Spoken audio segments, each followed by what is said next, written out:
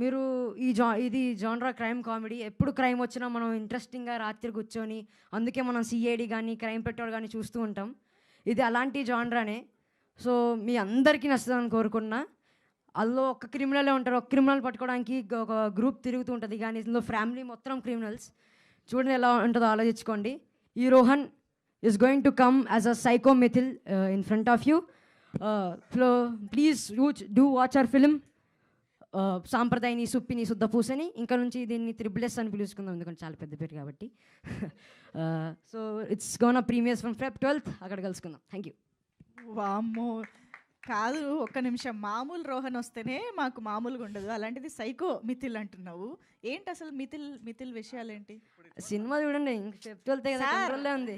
వాడే అసలు దేశముదురు అంటే. సరే, నీకు దేశముదురు, చిచ్చరపిడుగు ఇలా బోల్డ్ నిక్ నేమ్స్ ఉన్నాయి, కానీ శుద్ధపూస అని ఎంతమంది పిలిచారు ఇప్పటిదాకా చెప్పు? ఇప్పుడు 90s తర్వాత అందరూ ఆల్మోస్ట్ అదే అందరూ శుద్ధపూస సాంప్రదాయని అని పిలుస్తుంటారు. అది ఇప్పుడు చిచ్చర పిడుగు అవన్నిటికంటే ఇదే చాలా మేలు. ఇక్కడ టైటిల్లో కూడా అర్థమైంది మాకు, శుద్ధపూసలోనే ఉంది ఫోన్ కూడా. అదే, దట్ ఈస్ యూ, మాకు అర్థమైంది. Thank you so much Rohan, that was amazing. Okay, and ఇప్పుడు మా బోలే షావ్లీ గారి మాటలు విందాము.